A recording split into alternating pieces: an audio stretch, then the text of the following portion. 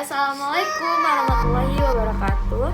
Saya Pinky Adelia dari kelas 11 IPA 1. Di sini Pinky akan membahas tentang perlawanan Sisingamangaraja ke-13 yang disusun oleh Pinky Adelia dari kelas 11 IPA 1 dalam mata pelajaran sejarah wajib dengan guru pembimbing Bu Alfira Ines Damarani. Di sini kita memiliki daftar isi seperti pengenalan tokoh pada halaman 3, faktor terjadinya perang pada halaman 4, serta yang lain-lainnya. Dan yang pertama kita bahas adalah tentang pengenalan tokoh. Siapa itu Sisingamangaraja ke-13? Sisingamangaraja adalah pemimpin pasukan perang Batak atau sering juga disebut dengan Perang Tapanuli. Sisingamangaraja memiliki nama asli Patuan Besar Empu Pulo Batu. Gelarnya adalah Sisingamangaraja ke-13. Sisingamangaraja memiliki 3 kata, yaitu si, singa, dan mangaraja. Si adalah kalimat sapaan. Singa merupakan bahasa Batak yang berarti bentuk rumah baka. Mangaraja adalah maharaja. Jadi Sisingamangaraja adalah maharaja orang Batak. Selanjutnya kita membahas tentang faktor-faktor penyebab terjadinya perang Batak. Di sini perang Batak memiliki 2 faktor, yaitu faktor umum serta faktor khusus. Faktor umum seperti adanya tantangan Raja Batak yang masih menganut agama Batak kuno atau animisme dan dinamisme atas penyebaran agama Kristen di Batak. Yang kedua, adanya siasat Belanda dengan menggunakan gerakan Zending untuk menguasai daerah Batak. Dan yang ketiga, sebab khususnya kemarahan Sisingamangaraja atas penempatan pasukan Belanda di Taruntuk, dan hampir seluruh Sumatera sudah dikuasai Belanda kecuali Aceh dan Tanah Batak yang masih berada dalam situasi merdeka di bawah pimpinan Raja Sisingamangaraja ke-13. Selanjutnya, tokoh-tokoh pada Perang Batak. Pertama, ada Raja Sisingamangaraja sebagai pemimpin Perang Batak. Kedua, ada Van Dalen Godfrey. Beliau sangat dikenal di Aceh ketika penduduk Tanah Gayo dan Alas banyak dibantai saat menjabat sebagai gubernur militer di sana. Saat tindakannya banyak diketahui pers di Belanda, Van Dalen harus mengundurkan diri. Ketiga, ada Hans Christoffel. Beliau merupakan tentara TNI di unit Marseille pada masa kemiliteran William Hindia Belanda. Keempat, Pendeta Nommensen. Beliau adalah penyebar agama Kristen Protestan di suku Batak. Dari hasil pekerjaan beliau dapat membangun gereja terbesar di suku Batak, yaitu Huria Kristen Batak Protestan.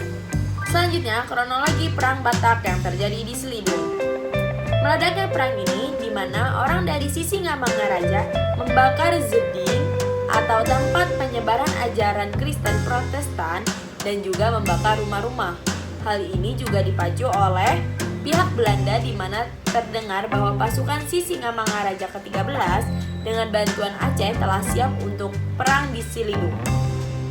Sehingga itulah yang membuat perang di Selidung pun pecah.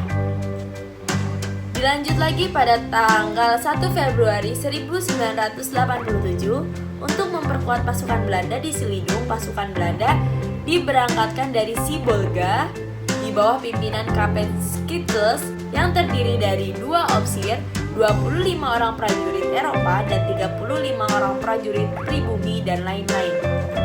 Selanjutnya, Perang Batak terjadi di Bahal Batu pada bulan Februari 1987.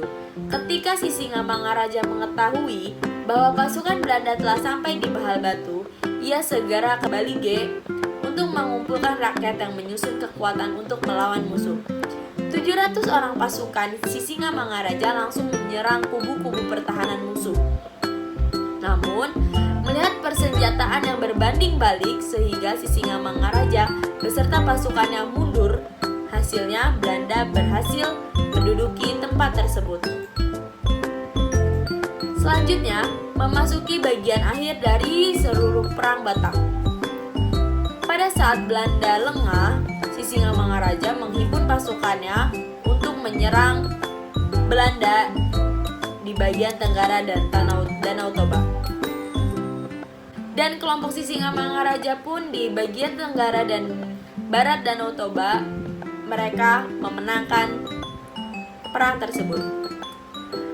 Akhir perang pada tahun 1900, kekuatan Sisingamangaraja mulai menurun secara gerilya sehingga perlawanan tidak dikerahkan untuk melawan lagi, melainkan mempertahankan diri dari serangan lawan. Sisingamangaraja ditangkap oleh Belanda. Berbagai usaha yang sudah ia lalui, Sisingamangaraja berhasil ditangkap di dekat Ai Sibulbulon.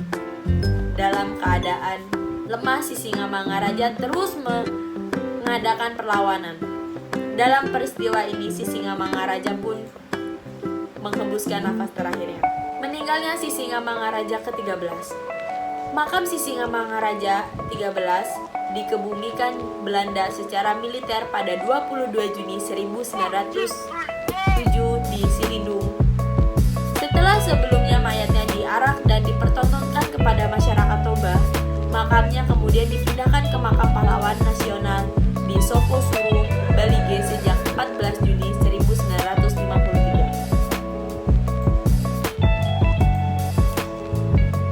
Dampak yang terjadi setelah perang. Secara menyeluruh ada 3 dampak dari perang ini, yaitu 1. Dari bidang politik. Seluruh daerah Tapanuli dapat dikuasai sepenuhnya oleh pemerintahan kolonial Hindia Belanda. Bidang ekonomi, dikuasainya monopoli perdagangan di sana, terutama hasil perkebunannya seperti tembakau. Yang ketiga, bidang sosial. Tersebarnya agama Kristen di Tapanuli secara meluas yang menyebabkan berubahnya keyakinan masyarakat sebelumnya dari agama Batak kuno menjadi agama Kristen Protestan. Cukup sekian presentasi dari saya, kurang lebihnya mohon maaf. Wabillahi taufiq wal hidayah. Wassalamualaikum